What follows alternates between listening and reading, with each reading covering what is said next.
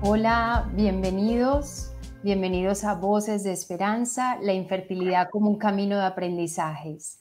Hoy tenemos el honor de contar con la presencia del doctor Sergio Tamayo Hussein. ¿Cómo está, doctor? Hola Susi, muy bien, ¿y tú? ¿Cómo vas? Excelente, qué alegría que nos acompañe en este evento tan especial para nuestros pacientes. Muchas gracias por la invitación. Para mí también es muy grato estar con ustedes y poder compartir un ratico, un poquito de todo esto que hacemos acá en la Clínica INSER. Maravilloso, doctor. Bueno, voy a contar de usted. El doctor Sergio es médico especialista en ginecología y obstetricia de la Universidad de Antioquia. Es también especialista en reproducción humana, docente de medicina reproductiva y hace parte del grupo de especialistas y profesionales que nos acompañan en la sede INSER Medellín. Hoy nos trae una charla titulada Una tormenta inesperada con promesa de arcoíris. Doctor, qué bonito ese nombre. Muchas gracias Susi. La verdad es un poquito romántico, pero muy cierta también. Y espero que así sea para todas las pacientes que puedan tener un desenlace feliz. Así es, doctor. Bueno, el doctor nos va a hablar de lo que es la infertilidad, así que, doctor, todo suyo el espacio. Al final nos vemos otro ratico. Ok Susi, muchas gracias. Hola a todos, hoy quiero hablarles un poco acerca de este tema que es la infertilidad. Como vieron, le puse un título un poco romántico, pero que es muy cierto. Una tormenta inesperada con promesa de arcoíris, porque en realidad esperamos que estas parejas que pasan por toda esa sensación de frustración puedan llegar a tener ese bebé tan anhelado y disfrutar de la felicidad que es formar una familia con hijos. Quiero, en primera medida, entrar directo al grano y definir qué es la infertilidad. En realidad, la OMS, que es la Organización Mundial de la Salud, la define como una enfermedad. Y es una condición en la cual la pareja ha intentado o ha buscado ese embarazo por más de un año sin lograrlo, obviamente sin anticoncepción. En mi consulta, que la hago todos los días solo en este tema de infertilidad, la veo como una crisis vital. En realidad, esta enfermedad no amenaza la vida, no pone en riesgo la vida de ninguno de nuestros pacientes. Sin embargo, se vive así de fuerte. Y sabemos que genera un desgaste emocional que es cíclico. Estas parejas, todas ustedes que de pronto están luchando con esta condición, sabemos que se enfrentan a una esperanza cada mes cuando empieza el ciclo y se enfrentan también a un fracaso, a una menstruación que está diciéndole este mes no fue. Eso es difícil y espero poderlo abordar de una manera sencilla, de una manera en que entendamos que nos vamos a enfrentar en una consulta de fertilidad, qué exámenes nos pueden ordenar, cómo nos podemos enfrentar a estas condiciones y qué podemos hacer más adelante. Entonces, como les decía, en la consulta mía lo veo como una crisis vital. Veo todos los días pacientes que pensaron estar sanos, pensaron inclusive planear su vida desde todo punto de vista, desde el punto de vista económico, trabajo, viajes, familia. Entre eso, también planearon en algún momento cuándo tener hijos. Entonces, inclusive planean los nombres de los hijos o planean inclusive qué van a hacer sus hijos cuando sean grandes. Entonces, el hecho de tener esa expectativa tan grande de que va a ser una realidad el que van a tener hijos y que en algún momento les digan no es tan fácil como esperabas, se enfrentan y tienen esa sorpresa. Se enfrentan a esto y tienen un shock que para muchos pacientes puede generar pena, problemas de pareja, inclusive llegar a generar disfunción sexual en cualquiera de ellos, sentir vergüenza de contárselo a los demás como si fuera algo, un estigma o algo malo en la vida. Muchos o la mayoría desean que no fuera cierto, tienen sentimientos de rabia, de injusticia. Nada más ayer una paciente me decía esto que pongo en la diapositiva y es, ¿por qué ellas sí y yo no? Inclusive pacientes que no quieren quedar en embarazo se embarazan y yo que tengo ese deseo no lo he logrado. Yo que tengo esa capacidad económica para tener un hijo, no he podido. Entonces, se viene juntando una serie de sentimientos, entre ellos la culpa, se llegan a aislar y todo va generando crisis de ansiedad y hasta pueden llegar a presentar una depresión mayor, ¿sí? Entonces, muchos tienen todos estos sentimientos y a veces se culpan por tenerlos, pero en realidad lo primero que quiero decirles es que esto es más una consecuencia de la infertilidad, de los problemas de concepción, más que una causa. Esto es muy importante tenerlo en cuenta.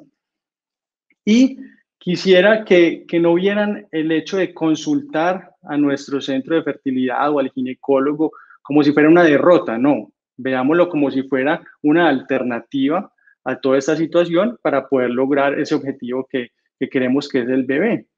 Entonces, nuestra función aquí en la clínica es transformar todos estos sentimientos que ven en la columna de la izquierda por estos otros: tranquilidad, gozo, libertad, amor propio, agradecimiento, estar serenos, tener calma, aceptación y finalmente tener esto tan anhelado que es la felicidad en familia con sus hijos. Entonces, voy a empezar un poquito más al grano y voy a hacer esta primera pregunta, y es: ¿cuánto tiempo antes de consultar voy a buscar a mi hijo de manera natural? ¿Cuándo necesito consultar? Y para eso quiero explicarles un término que es la tasa de fecundación. No quiero ser muy técnico en esto, es básicamente la probabilidad de quedar en embarazo por cada mes de intento. Y eso es muy importante tenerlo en cuenta para saber qué puedo esperar yo cuando empiezo a buscar bebé y en qué momento digo, tengo que ir a consultar porque esto no es normal. Entonces, la probabilidad de cada mes de tener un embarazo oscila más o menos alrededor de un 15 a un 20%, por diferentes situaciones que ahorita se los voy a explicar un poco más en detalle. Entonces, como ven, la probabilidad no es tan alta, no es un 80, no es un 90 y menos un 100%, como uno quisiera. Entonces, al ser tan baja, 15 al 20%, tenemos que darle un tiempo, una oportunidad para que en algún momento se llegue a dar. ¿Cuánto es este tiempo? Entonces, en menores de 35 años, decimos que podemos esperar un año antes de decidir empezar los estudios. En pacientes mayores de 35 y menores de 40, esperamos hasta 6 meses. Y en pacientes de 40 años o más, no esperamos nada. Y ahorita van a ver la importancia de esto que es la variable edad y el por qué aceleramos un poco más el proceso a medida que avanza en edad la mujer. También, dependiendo si tiene algunas otras condiciones, por ejemplo, problemas en la ovulación, saber que se hizo la tubectomía o tiene algún antecedente médico que haya generado una enfermedad en las trompas o que tiene miomas que hayan sido descubiertos por otra condición, por otra situación, que sepan que tengan endometriosis o que el hombre tenga una alteración genética ya conocida y por ello sepa que no es fácil quedar en embarazo. Entonces se recomienda buscar ayuda cuanto antes. Y como pongo en la diapositiva, la evaluación inicial, esta primera cita con el médico, en lo posible que sea de ambos miembros de la pareja. Así sería mucho más fácil enfrentar toda esta situación, el estudio, y se avanza de una manera más fácil. Para evaluar las causas, acá quiero hacer un recuento de cómo se da un embarazo de manera natural, para que entiendan el por qué estudiamos cada una de las cosas y qué es lo que podemos encontrar en cada una de ellas. Entonces, como en consulta, les voy a explicar de una manera muy sencilla, casi que como de primaria, cómo se da un embarazo. Normalmente, los espermatozoides se dejan en vagina, en el eyaculado, ellos deben de subir por el cérvix, suben por acá, entran a la cavidad uterina y estando acá en la cavidad uterina, pasan por estos dos orificios que comunican con las trompas y recorren todo el camino de las trompas hasta el final. Del ovario, previamente se tuvo que haber expulsado uno de los ovocitos que creció ese mes, se da la ovulación e ingresa a la trompa por este sitio. Allí se encuentran entonces los espermatozoides con los óvulos, se da el proceso de fecundación y se devuelve nuevamente ese óvulo ya fecundado y empieza a crecer, empieza a formar ese embrión para que finalmente 5 a 6 días después llegue nuevamente al útero para darse la implantación. Como ven, básicamente necesitamos 4 factores para poder buscar o para poder embarazarse de manera natural. Voy a señalarlos un poco más. Entonces son el factor masculino, que son los espermatozoides, el factor uterino, el factor tuárico y el factor ovárico. Y puse uno anexo acá, que es la endometriosis. No es nada en específico del sistema reproductor humano, sin embargo, es una condición que siempre tenemos que tener en cuenta y saber en algunos casos si la tenemos que descartar o encontrarla y tratarla. Entonces, sabiendo esto, ya podemos definir cuáles son las posibles causas. Y antes de ver algunas condiciones, voy a explicar de una manera muy sencilla cómo se reparten. Como vemos en esta gráfica de la izquierda, vemos que las causas pueden ser de origen femenino, más o menos en un 30%, origen masculino único, en un 30% también, otro 30% donde pueden haber causas masculinas o causas femeninas, y un 10% restante que, a pesar de hacer unos exámenes básicos completos, no se encuentra una causa, y es la enfermedad o una infertilidad de origen inexplicado o sin causa aparente. Como vemos en la gráfica de la derecha, estas ya son las condiciones femeninas por las cuales puede presentarse una infertilidad.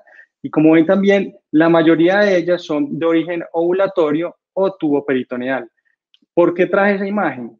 Básicamente para mostrar que la mayoría de las condiciones son tratables generalmente con medicamentos y de una manera sencilla. Voy a empezar a profundizar un poco más. Entonces vamos a empezar a estudiar los 4 factores.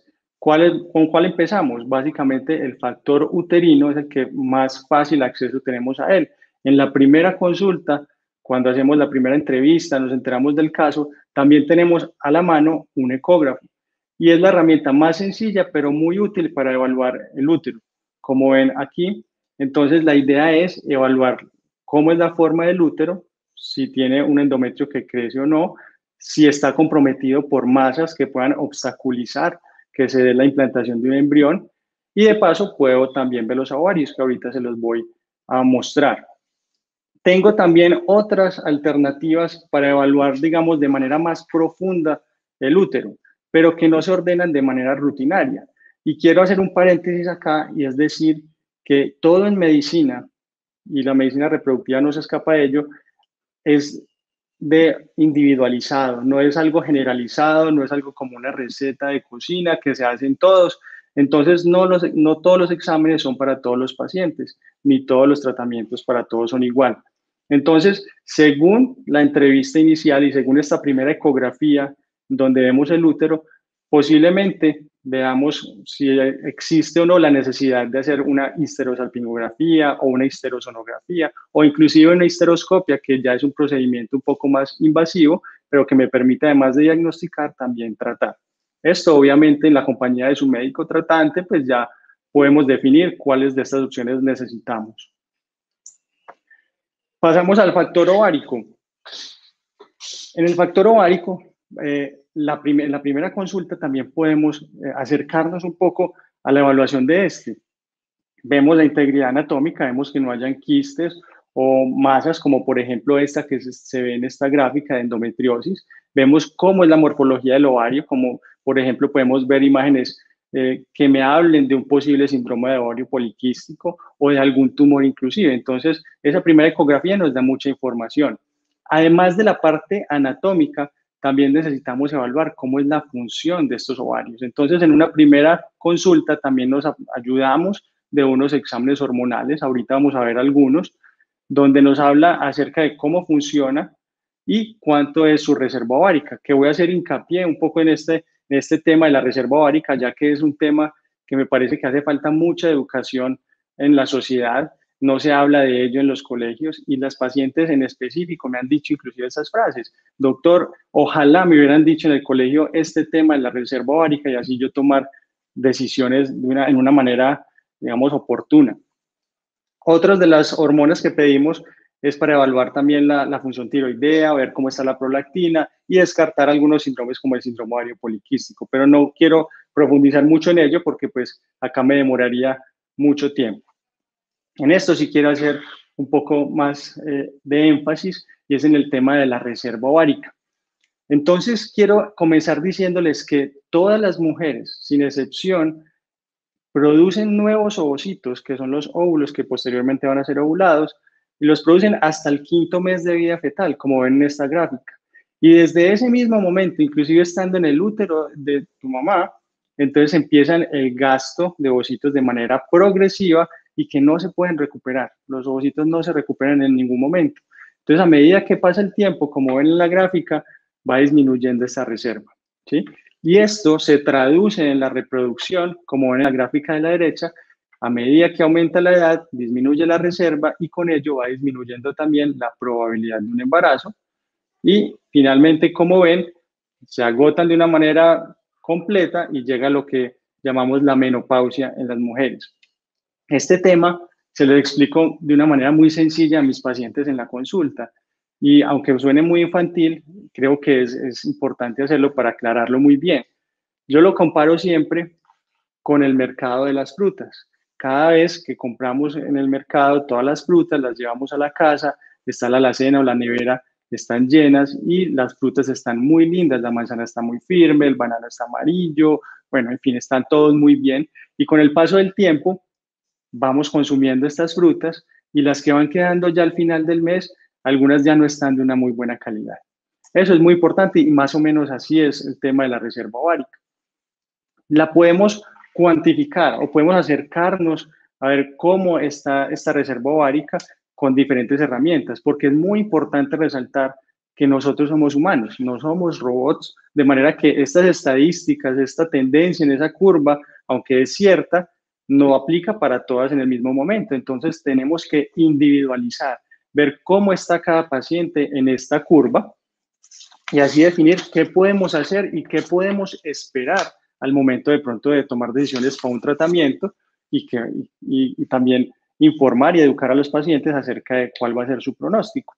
¿Cuáles son las herramientas? Entonces, básicamente esta primera, que es el conteo de folículos antrales. Los folículos antrales son estas bolsitas negritas que vemos en la ecografía en los ovarios y básicamente, idealmente debe tener más de 5. Si tiene menos, cuantos menos tenga, pues menor va a ser la reserva ovárica. Esto es algo muy subjetivo, depende del operador, depende del médico que está haciendo la ecografía. Entonces también podemos utilizar otras herramientas como la medición de estas hormonas, la FSH, el estradiol, y esta muy mencionada últimamente, que es la hormona antimuleriana. No es el momento de dar cifras, pero es muy importante cada quien con su médico tratante evaluar si es necesario o no hacer estos exámenes y ya con el resultado tomar algunas decisiones. ¿Por qué es importante tener en cuenta este tema de la reserva ovárica?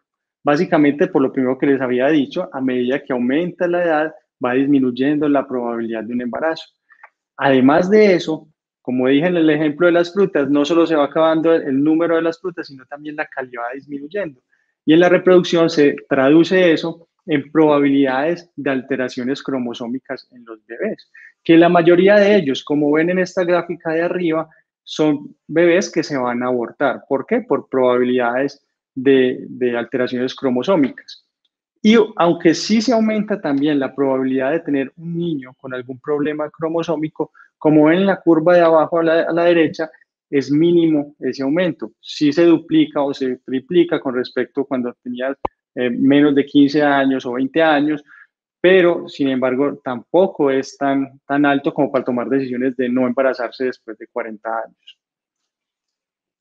Esto es muy importante y es un tema que debería mostrarse también en los colegios, debería explicársele a las pacientes y que no sea que cuando llega demasiado tarde diga yo no sabía, no tomé decisiones de una manera temprana, porque como ven en la curva disminuye la probabilidad de un embarazo en un futuro, pero ojo a esto, es muy importante que no solamente disminuye las probabilidades de embarazo de manera natural, sino también en tratamientos de reproducción asistida. Como ven en esta gráfica, a medida que aumenta la edad, también va a ir, perdón que se me adelantó un poco, ahí volví.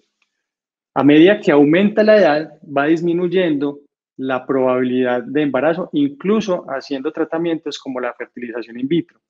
Gracias a Dios tenemos hoy en día alternativas a estas como la donación de óvulos. Sin embargo, qué bueno fuera que cada paciente pudiera ser su propia donante en algún momento. Eso sería muy chévere, que tomaran decisiones en una manera temprana, en un tiempo adecuado, donde sus ovocitos están de buena calidad y en un futuro buscar embarazo con ellos. Seguimos el estudio entonces y pasamos al factor tuárico. Básicamente tenemos tres alternativas para estudiarlo y la más sencilla es esto, la histerosalpingografía. Y me parece muy importante mostrar qué es este examen y cómo se hace, porque muchos pacientes llegan y dicen, yo no quiero el examen que es maluco o que duele. Entonces es importante mostrar la importancia de él.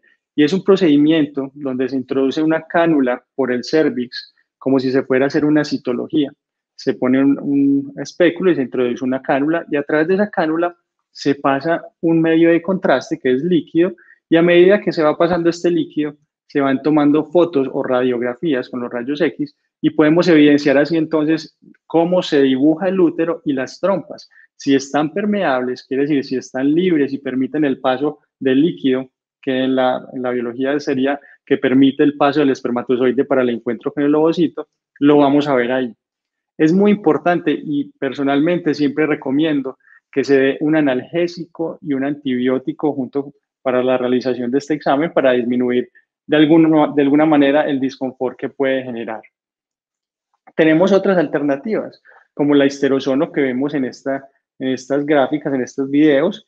Básicamente son muy similares, las dos son muy buenas para evaluar la permeabilidad tubárica y decidir cuál de las dos usar, básicamente va a estar según la disponibilidad que tengamos y también, digamos, el criterio del médico que esté ordenándolo, ya que una puede ser mejor para evaluar algunas condiciones intrauterinas que la otra, pero básicamente para el factor tubárico son muy similares. En esta, ¿qué es la diferencia? Que no utilizamos rayos X, sino que como ven en la imagen, utilizamos ecografía. Entonces ponemos una sonda, la introducimos al interior del útero, pasamos un líquido y aire, y como ven en la imagen de la derecha, se puede evidenciar cuando entra el líquido, ¿sí? Se ve como una turbulencia aquí, y luego cuando pasa acá al sitio de las trompas y cómo está saliendo. Eso me dice las trompas están permeables. Tenemos otra herramienta para evaluar también el factor tubárico y es el gold estándar, es el que está clasificado como lo mejor, obviamente porque puede ver las trompas de una manera directa. Y además de poder ver las trompas de una manera directa, podemos también evaluar todo lo que es la cavidad pélvica, diagnosticar si se tiene endometriosis o no, y en el caso tal de tenerlas, o como vemos en la imagen o en el video de la izquierda, si hay adherencias, endometriosis u otras condiciones, en el mismo momento podemos entrar y tratarlas, corregirlas y así mejorar el pronóstico reproductivo. ¿Cómo se evalúan las trompas en este procedimiento? Como vemos en el video de la derecha. Básicamente se introduce por vagina un líquido azul y lo vemos pasar por las trompas. Si pasa, quiere decir que están libres y se puede dar un embarazo de manera natural en ese caso. Por último, evaluamos el factor masculino, no menos importante que los otros, así lo haya puesto de último, pero sí es más sencillo. Básicamente, el primer acercamiento al factor masculino es un espermograma básico. ¿Qué hacemos en un espermograma básico?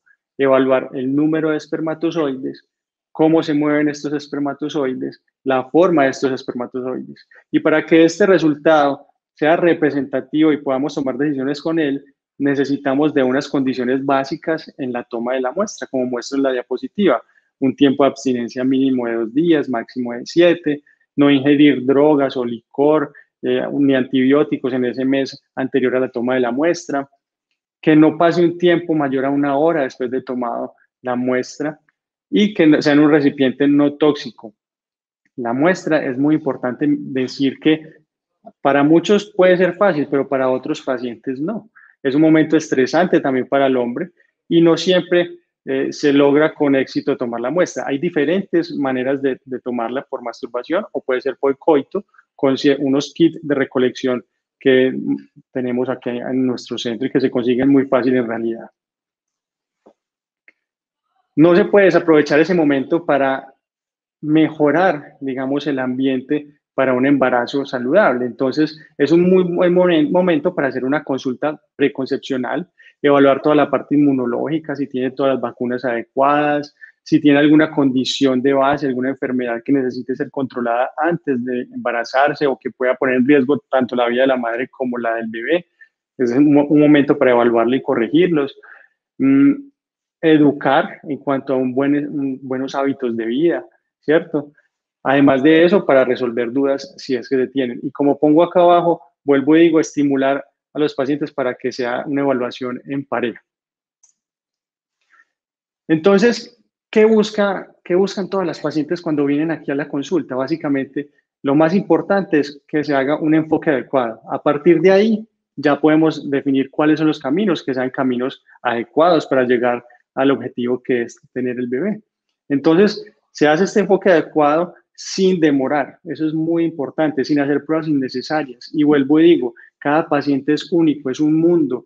No es nada que sea como una receta de cocina que se le da a todos, ¿cierto? Entonces, eso es muy importante porque muchos pacientes dicen, a mi amiga le enviaron esta hormona o este otro examen o este medicamento, yo, ¿por qué no? Entonces, cada caso es único y vamos orientándolo hacia donde veamos que puede dar frutos este caso. Entonces, hay que identificar las causas de una manera certera, hacer un diagnóstico adecuado y rápido. Y todas estas herramientas van a ayudar a los pacientes, que en última son los que van a definir qué van a hacer. Y todo esto va a ayudarnos a ahorrar tiempo y a tener mejores tasas de éxito. En cuanto a los tratamientos, hablar de cada uno de estos puede llevarnos un congreso entero. Sin embargo, quiero mencionar algunas cosas y es que los tratamientos, primero, quien toma la decisión de cuál hacer son los pacientes. Nosotros los médicos lo que hacemos es mostrarle a los pacientes cuál es el mejor camino, mostrarles cuáles son las probabilidades con cada uno de estos tratamientos, cuáles son los pros y los contras, y posteriormente, según todo eso ya en conjunto, se toma la decisión. Nosotros obviamente siempre vamos a estar acompañándolos, pero tratamos obviamente de orientarlos hacia lo que veamos es mejor para cada uno. Existen tratamientos de baja complejidad y para resumir, lo de la baja complejidad es básicamente optimizar todo el proceso natural. Y en este tenemos dos, inducción de la ovulación o inseminación intrauterina. En la inducción lo que hacemos es dar medicamentos para tener una mayor ovulación o tener una ovulación si es que nunca ovula y así poder estar o tener una mayor exposición al embarazo. En la inseminación intrauterina lo que hacemos es una misma inducción de la ovulación sumado a la preparación de los espermatozoides en el laboratorio y se introducen hasta el útero. Pero todo el proceso de fecundación, crecimiento del embrión y demás sucede al interior. No tenemos cómo evaluarlo, solo saber si hay embarazo o no. Y en alta complejidad, la diferencia grande es que todo ese proceso de fecundación, crecimiento del embrión se va a dar en el laboratorio. Básicamente ahí tenemos desde fertilización in vitro hacia adelante, que es una conferencia completamente aparte. Lo que sí quiero decir es que es muy importante perder ese miedo a la consulta. ¿Por qué? Muchos piensan que vienen y de una siempre van para fertilización in vitro y no es así. La gran mayoría de pacientes, casi el 80%, pueden llegar a tener su bebé utilizando solamente terapias de baja complejidad y solo un 20% requieren de terapias de alta complejidad de inicio o inclusive ya han utilizado baja, no han funcionado, entonces migramos a la alta complejidad. Es muy importante decirles que cada paciente es quien escoge el tratamiento. Nosotros cumplimos con decir qué es lo adecuado, cuál es lo mejor, qué pensamos de cada una de las alternativas, pero no vamos a forzar, no vamos a violentar la decisión de cada pareja. No es como en un tratamiento perdón la comparación, pero no es como un tratamiento de cáncer donde la quimioterapia es una y el paciente no dice si sí o si no, si qué quimioterapia. Aquí la diferencia es que si hay alternativas y la pareja puede mostrar sus preferencias y así vamos yendo y viendo qué podemos hacer y qué no. Esta frase me pareció muy acorde a lo que estoy mostrándoles y es de Hipócrates que dice curar a veces, aliviar a menudo y consolar siempre, que yo la cambiaría por acompañar siempre, obviamente con información adecuada previa. Y esta me gustó mucho también, la reproducción asistida es mi aliada, no mi enemiga, porque muchos sienten esto como de pronto se pueden sentir violentados, se pueden sentir frustrados al tener que utilizarlas y no, básicamente es una alternativa, es otro camino para llegar a lo mismo. Y quisiera dejarlos con esta frase que yo sé que puede ayudarlos en su camino de esta búsqueda, que no es fácil, no es fácil y sinceramente lo he podido ver en muchos pacientes. Quisiera verlo en más, y es que cuando pasan por todos estos obstáculos, por así decirlo, cuando se dan estos golpes tan duros, pero se logra tener ese bebé, créanme que esa felicidad sobrepasa todo eso, hace que toda esa experiencia anterior sea simplemente que fortalece o que incrementa más ese sentimiento de felicidad y agradecimiento. Entonces, se las leo, es tener fe, no es dejar de tener miedo, que lo tenemos, es abrazar las promesas de Dios en tiempos de incertidumbre. Bueno, lo que necesiten, las puertas están abiertas, me pueden ubicar por Instagram o me pueden llamar, lo que necesiten, de verdad, estamos más que dispuestos a acompañarlos. Muchas gracias. Gracias a usted, doctor. Quiero rescatar algunas frases que me parecieron muy importantes de su charla. La primera es la importancia de perder el miedo a esa consulta de primera vez. Sí, Fundamental. Susi, fundamental perder el miedo porque de verdad que es como un estigma social el llegar acá. Y eso que se ha perdido un poco, ya hoy en día es un poco más libre, se habla un poco más fácil de este tema. Sin embargo, todavía hay mucho tabú alrededor de lo que es la consulta y los tratamientos, o desconocimiento en algunos casos. Y es muy importante dar ese primer paso y así poder ir recorriendo el camino para llegar a eso tan anhelado que es formar familia. Así es, doctor. La importancia también del manejo integral del paciente, de verlo en pareja, de que cada caso es único, distinto, no tenemos por qué compararnos. Así Y es. algo muy importante que dijo, y es que los pacientes en el proceso o en el tratamiento reproductivo tienen su voz.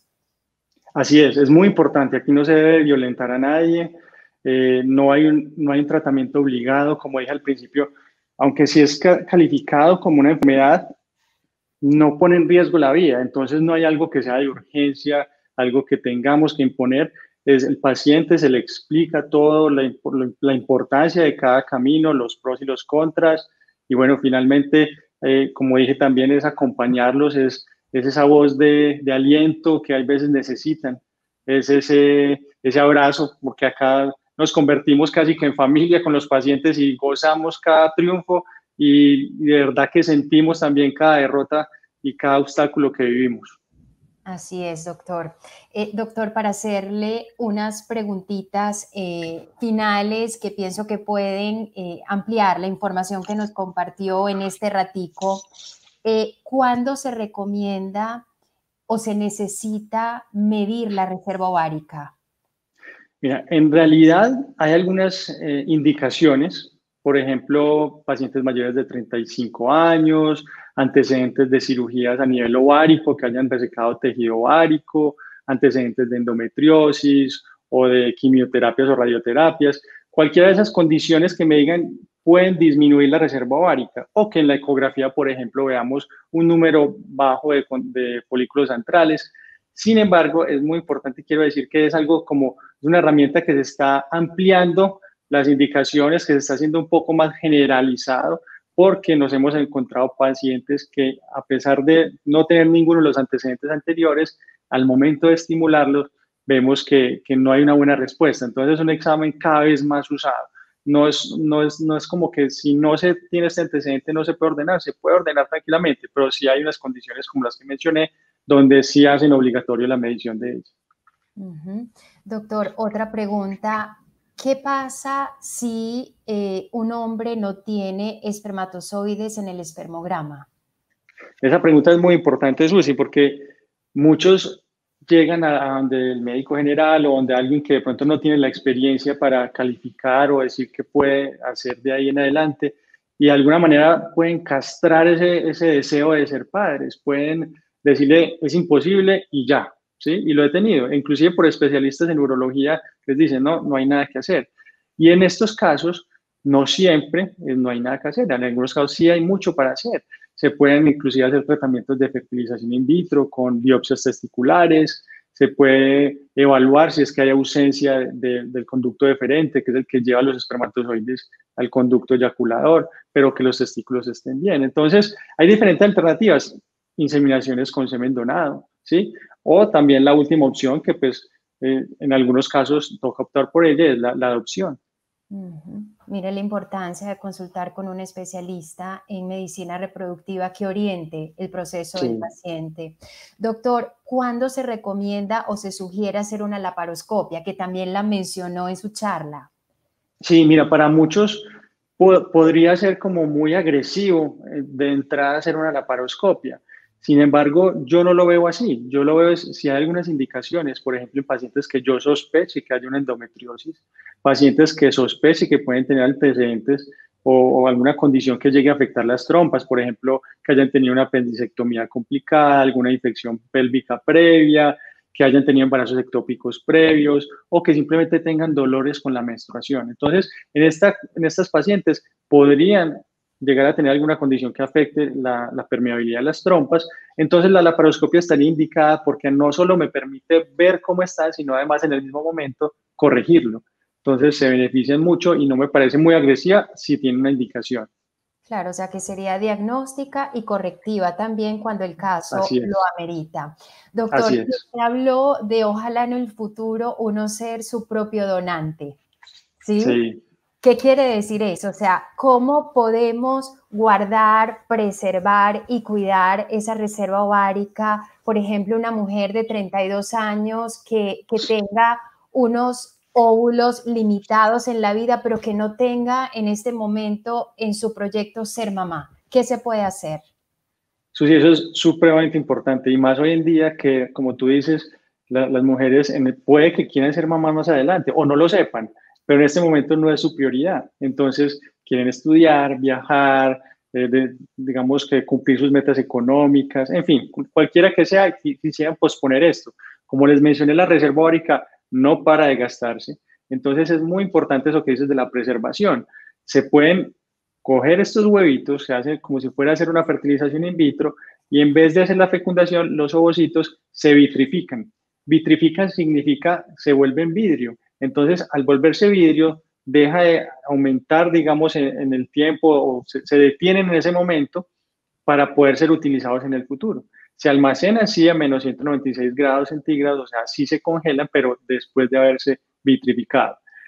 Esos se pueden utilizar cuando quieran. Entonces, la paciente puede venir a los 32 años, hacer un proceso de preservación de la fertilidad mediante la vitrificación de ovocitos y después llegar a los 42, 44 años y decir que no se ha podido embarazar de manera espontánea y quisiera utilizarlos. En ese momento se podría hacer un tratamiento con sus propios ovocitos, pero cuando tenía 32. Es decir, esos ovocitos tienen 32 años y no 44 ya.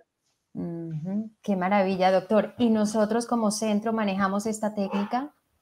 Sí, sí lo hacemos desde hace ya más de 6 años y nos ha ido muy, muy bien. La verdad, ya tenemos algunos bebés, digamos, productos de estos tratamientos.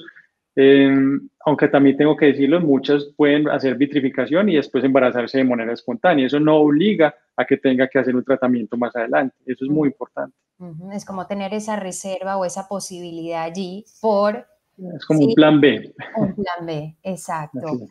Bueno, doctor, la frase que utilizó al final me encantó, eso de asumir el miedo como parte del camino y abrazar la incertidumbre. ¿Qué mensaje quisiera darle a nuestras parejas o personas que en este momento nos contactan, están viendo su conferencia, están considerando buscar un embarazo o ya tienen alguna condición de infertilidad? Sí, mira, la verdad es un mensaje que quisiera darles y es desde que hay que lanzarse, hay que vencer ese temor a evaluar las oportunidades y a persistir, porque si es un deseo que es de verdad deseo, la persistencia va a lograr grandes cosas. Y pues yo soy creyente, digo que la mano de Dios se pueden lograr grandes cosas y esta es una de ellas, llegar a tener ese bebé tan anhelado. Entonces muchas veces se rinden en el camino rápidamente o por X o Y razón, por la que sea, pero de verdad que persistir y seguir finalmente vaya a llegar a tener ese bebé tan anhelado. Y eso es lo que nos da a nosotros los médicos, la tranquilidad, la felicidad de haberlo logrado también. Porque más que nosotros hacerlo es acompañarlos en ese proceso y ver cómo pasa. Maravilloso, doctor. Bueno, un abrazo gigante, gracias por su tiempo, gracias por su cariño, por su dedicación y por siempre pensar en sus pacientes. Un abrazo compasivo, gigante y hasta una próxima oportunidad. Hasta luego. Muchas gracias, un abrazo para ti. Chao. Hasta luego.